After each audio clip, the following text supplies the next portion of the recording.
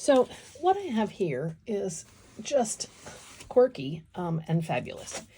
It is an enlarged image. This was the original. I mean, it's probably a flat cutout, but it's painted to look like this mermaid, and then she has a split tail and this crazy hair and the stone arch and the pink wall, and it just captivated me. I believe it is from the town of Portmeirion in North Wales, which was kind of built, the whole town was kind of a film set for the old series, The Saint.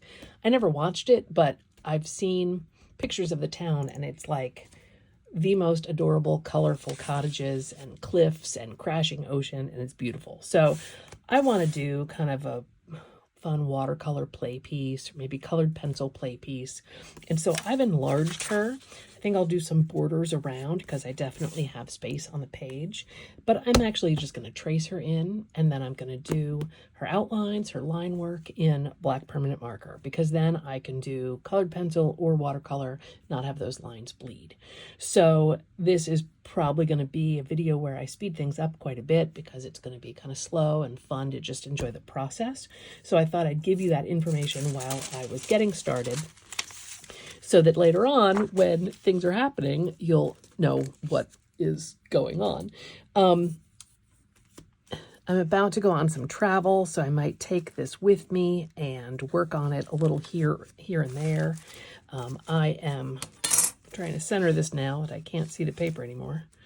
I'm using a graphite tracing sheet, and so this should just work like, tracing paper.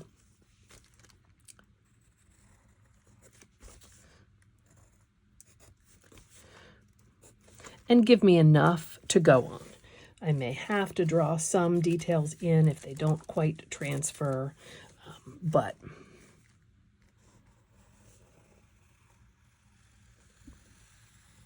as I always tell my students, don't let drawing or not drawing get in your way. You can make your own tracing paper with a soft pencil and just a sheet of printer paper. You just color really hard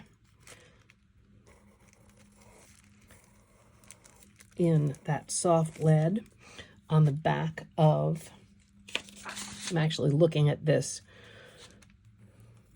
image for some details because I printed this out as a draft to save on ink, and it's a little hard to see some of these spots. Anyway, you can make your own tracing paper. Just color really hard with soft lead, and then obviously put that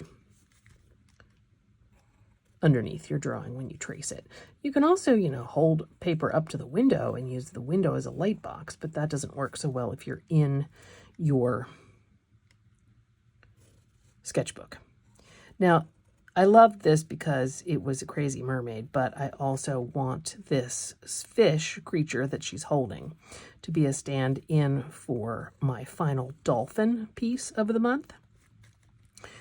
So I'm trying to just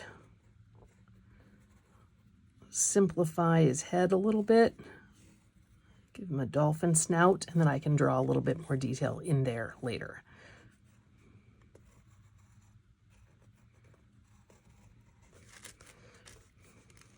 This hair, I just love it. So I'm going to lift this up a little bit just to see if I got it all. Oh yeah, that's easy. I do like the pencil lead paper that you make yourself a little bit better than the graphite, because this graphite can be kind of hard to erase. So that gives me what I need to work with. And I'm going to go ahead and find my ruler, draw in my parameters of the image, and I'm going to draw in some borders. Like I said, I might do one border that has the a dolphin in the style of this Minoan dolphin. Might pull on some of these ideas from this fresco from the Palace of Knossos in Crete, just to really keep with my dolphin theme. But I'll pause here and then do the inking.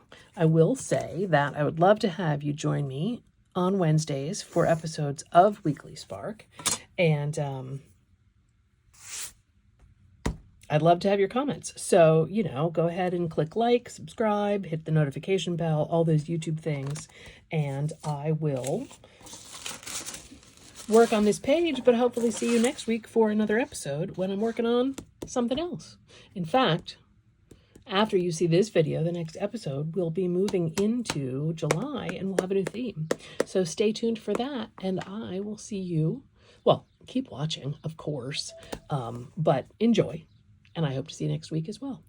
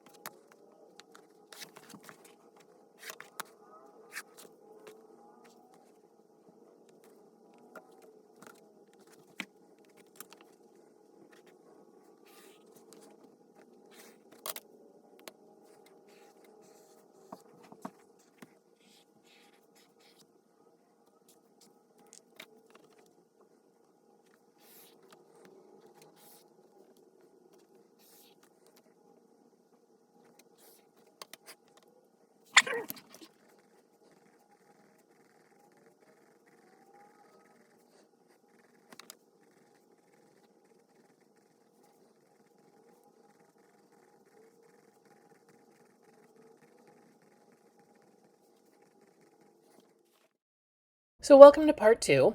We've reached the portion of the summer where I need to work in my upstairs studio with a fan running because it's a lovely room on the corner of the house with 2 windows, but it is incredibly warm in there, especially in the afternoon.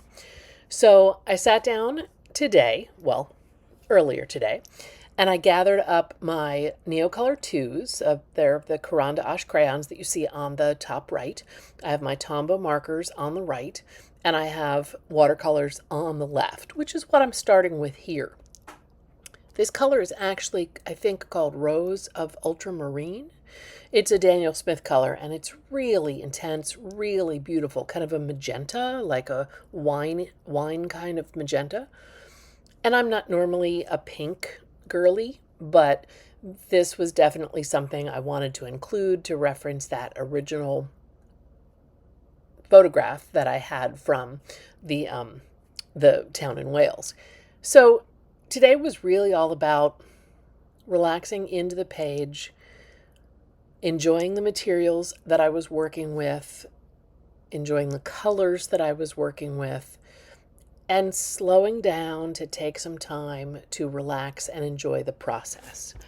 So that's what I've started here. I have mostly water-based materials. I was watching stuff on my iPad. Of course, I've deleted that out, but I've also deleted out, my barking dog and any other background noise that we just don't need. So I'm going to say sit back and watch and relax and enjoy. And as always, click the subscribe button or the notification bell or give this video a thumbs up. All those things definitely help the channel, but I would love to hear your comments about this finished page when it's done. Stay tuned until the end and come back next week for another episode of Weekly Spark. Thanks for tuning in. Stay cool, and I will see you next week.